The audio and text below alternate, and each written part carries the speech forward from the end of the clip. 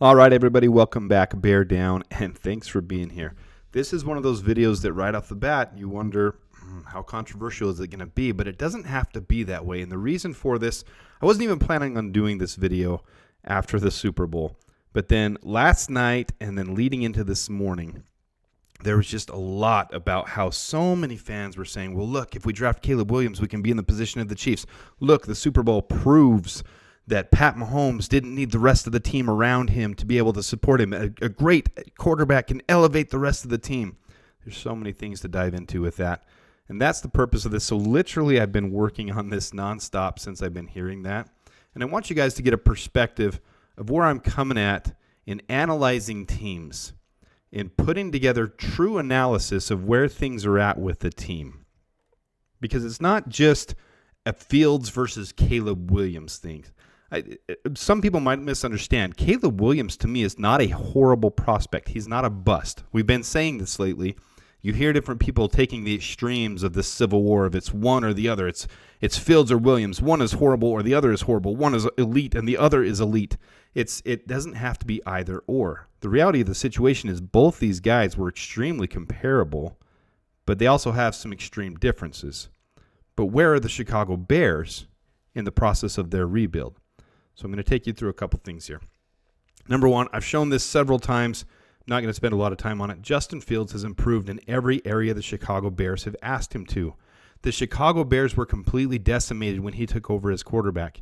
Then they've had to rebuild the team around him. They've had to strip down the coaching. They've had to strip down all the players. And I've shown it on my last video. The team around him, if you look at the end of 2022 and 2023, has completely improved from 2021 to 2022 to 2023. It's getting better and better. So no, Caleb Williams would not come into the same situation as Justin Fields, but it's also not the same spot as where they were. Ryan Poles is doing a genius job of rebuilding this team. And then I compared Justin Fields to the rest of the NFC North. Well, let's now do that with Pat Mahomes. And I showed some true statistics that really matter when you're evaluating a quarterback, not your stat sheet. I'm so tired of the stat sheet, guys. Tired of the yards and the touchdowns and the interceptions. That doesn't tell the story about why. And on this channel, we want to examine the why. Why is a quarterback performing, or is he doing his part and the rest of the team isn't doing their part? And you can see from a lot of these, Jordan Love is doing enough, but it's not because of Jordan Love. Poor passing percentage, 17.2%. Hurried rate is low. Adjusted completion percentage is low. His line rank is high, but his turnover-worthy plays are low. So he's doing his job.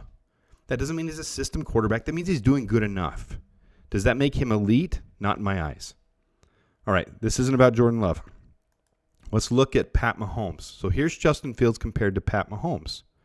Pat Mahomes, poor pass percentage, 12.6%. Hurried percentage, very similar to Fields. Not nearly as bad, 1 out of every 10 plays instead of 1 out of every 8, but still bad. So yes, what you guys are saying is he has had to deal with some of that crap this year too. And I agree, he's elite. Pat Mahomes is special. His adjusted completion percentage is 78.6% and his line rank 14. So no, his line did not have to be top 8, top 4, top 3, top 2 for him to win a Super Bowl. And he carried the team significantly. There's a reason he's the MVP of that team. But recall back where I talked about this. And now this is where the crazy narratives come from and get going. You guys are, and they even said it on TV, Pat Mahomes had the most dropped passes this year. Okay. Did he have more weapons to work with, though, and better weapons to work with in those drops? And did he have more opportunities and better play calling? I think if you really analyze it, you'll know the answer to both of those is, well, yeah, he did have a better play caller, and he had better weapons. Look at the Bears here. Look at the drop percentage right down the middle of your screen, the contested catches, and how few there were outside of DJ Moore and Cole Kmet, the passer rating when targeted. Okay, now, again, I showed you guys this with the Green Bay Packers. Now let's look at the Kansas City Chiefs. Back to the Bears. Look at that one more time. Drop percentage, 13, 15, 20, 20. 8 with Tanyan. Here's Pat Mahomes.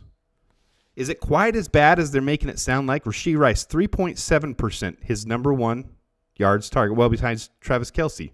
And look at his drop percentage, 6.1%. All right, Justin Watson, 12.9. Yeah, that's undesirable. Marquez Valdez-Scantling, 9.4%. Sky Moore, 4.5. Kadarius Toney, 12.9. Mecole Hardman, 9.5. Noah Gray, 3.4. Blake Bell, who's like Mercedes Lewis, got very few opportunities, 16.7. Does this look as bad? And look at the contested catch percentage, 53.8, 42.9, 25, 33, 30. Does this look as bad as Pat Mahomes or as Justin Fields, what he had to work with? Compare those two. I'm going to go back and forth here. Look at that. No, it's apples and oranges. It's not apples and apples. Is Pat Mahomes a better quarterback than Justin Fields? 100%. I like this that I saw this morning. I think Swift actually shared it on Twitter is where I saw it from. But KEU, who Swift's associated with, did you know in the history of 1,067 quarterbacks have been drafted in the NFL, only 6 have won 3 Super Bowls. Pat Mahomes is one of them. In other words, he is 0.5%. Bears fans are placing that expectation on Caleb Williams that he will be among the 0.56%. Stop it. Guys, it's not about Justin Fields being inept or unable. It's what he's been surrounded by. This team is not an NFL caliber ready to make a quarterback elite. And no, even Pat Mahomes wouldn't have taken this cast of players around him with the 24th ranked line and the hurry percent he had and taken them to the Super Bowl. Pat Mahomes was barely able to do it with the 14th ranked line and the cast that he had, which is not a horrible cast. All right, so let's look at the strengths and weaknesses of these 3 men. Let's look at how they stack up coming out of college into the NFL. And I'm going to give you my point before I even start reading this. Justin Fields was a great prospect. Pat Mahomes was a great prospect. Neither of them were number 1 in their class prospect. Caleb Williams is a great prospect. Do I think Caleb Williams is a bust? No. Do I think the Bears' problem lies in the quarterback position? No. I'm saying it here again and again. Justin Fields is an elite quarterback that shows continual improvement every single year with a low-level cast supporting around him. Now, this year's cast was better. It was better than the previous year. Was it above average? No. And so now we saw a little bit of a glimpse of what we can do with a better cast. Okay? We started at 0-4, ended up 7-10. So you take the pure numbers of that, and the Bears ended up 7-6 the rest of the way. And most would agree that they easily could have been in that stretch 10-3. So we're not in a horrible position. Take the cap space, take the draft capital we have, and imagine what we can do if we continue to build. But let's look at the strengths and weaknesses of these 3 men. Now, most of this will be from Draft Buzz, but Draft Buzz hasn't been giving the same analytics since Pat Mahomes came out.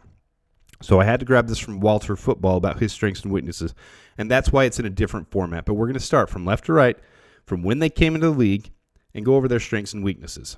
So first, let's start with Pat Mahomes. Excellent arm strength, cannon from a right arm, has serious fastball, accurate passer, makes some beautiful touch throws, tough, takes big hits, can make all the throws required, throws a catchable ball, can work through progressions, tremendous at making big plays off script, excellent improvisation skills, makes good throws when he can't set his feet, has nice feel, awareness, throws from a variety of platforms, gamer, reads safeties well, finds the open receiver, throws a good deep ball, mobility, athletic, moves well in the pocket, can pick up yards on the ground, quick feet, potential for good footwork, pro athlete pedigree, intangibles, good character, hard worker, competitor, good leadership. All of his strengths coming into the NFL. Let's go to Justin Fields. Now, this is from Draft Buzz, so you can see it's formatted a little different way, but it gives you the same thing. Fields plays with rhythm and makes the game look effortless. He has great throwing technique, which produces great zip and velocity. He has a quick release and is a gunslinger with unbelievable arm strength, produces an exceptional deep ball. Once the ball has been snapped, Fields plays with nice anticipation. The balls he throws are catchable, and he is accurate while on the move. When the play breaks down, Fields is composed, and he can use his feet when recognizing pressure. Mostly worked out of the shotgun, but still knows how to command a pro offense. Is a great with play action fakes, keeps defensive backs off balance. Really good leader, is really respected by team and coaches alike. He's able to evade pressure, get the ball out quickly, ran a 4.40 at his pro day, has amazing mobility, only equaled in modern times like Mike Vick, truly exceptional. Good-sized quarterback with strong build, regularly gets away from tacklers due to the combination of speed and power. He shows a knack for mapping the moving teammates in front of him on second reaction plays. And he has the kind of arm talent to make strong, accurate throws even when his feet aren't under him, making him especially dangerous late in the play. This isn't coming from me. This is coming from Draft Buzz. Caleb Williams has elite overall arm talent and makes pretty much any throw even when off balance. Has a Mahomes vibe to his play. Put up ridiculous numbers in 2022 at USC where he's rightfully won the Heisman. Has an almost unique ability to pull off spectacular plays and saves his best for when the chips are down. His play doesn't drop off when under pressure. Made an array of quality passes while trying to avoid heavy pass rush. His play is consistently top-notch despite being on a team with serious O-line problems and only limiting blocking help from his backs. He's a huge threat with his legs, his play fakes are outstanding, and Williams has the ability to manipulate safeties with his eyes. He's a pure athlete, loose-limbed, and flexible. Williams has the speed to pick up yardage in scramble situations. Elite accuracy overall, including excellent accuracy on short timing routes on backs and receivers, placing the ball slightly in front to lead receivers to potential yardage after the catch. Natural leader who will put the game on his back. Very mature player. Williams moves efficiently and can throw on the run. He's at the best on bootlegs, showing zip and accuracy on those throws. Now let's go to their weaknesses. Coming out of college, Pat Mahomes, gunslinger who can be reckless with the football, has some mechanical issues to fix, throws too many passes back across the field, can sail deep balls too far, will need to learn working under center, will have to work on footwork with making drops from under center, will need to learn working an NFL huddle, will need to improve footwork, needs development from a pro-style offense. College offense ran a lot of plays he won't run in the NFL. Needs to take more checkdowns. Needs to work on staying in and being comfortable in the pocket. Justin Fields has a tendency to hold onto the ball too long and stare down receivers, leading to plays breaking down and defenses getting to Fields. Footwork may need improving, although it's only a minor issue. Not consistent at finding the second and third options once the top read is unavailable. Caleb Williams doesn't have the prototypical size for a position standing, just 6'1" and weighing in at 215 pounds. Maybe an injury risk going forward, especially considering his play style. At USC, Williams plays in a simplistic offense mainly consisting of one-read concepts. He would perform in a traditional pro offense how he would perform is uncertain. Has played exclusively in the shotgun. At the moment, he would be a work in progress as a drop-back passer. His mechanics are hit or miss, and his footwork needs cleaning up, although most of these issues are hidden by his elite arm talent. Williams tends to hold the ball loosely and away from his body, putting him at risk for strip sacks. You listen to those three guys, and they don't sound a whole hell of a lot different, do they? They don't sound like there's a whole lot differentiating between them.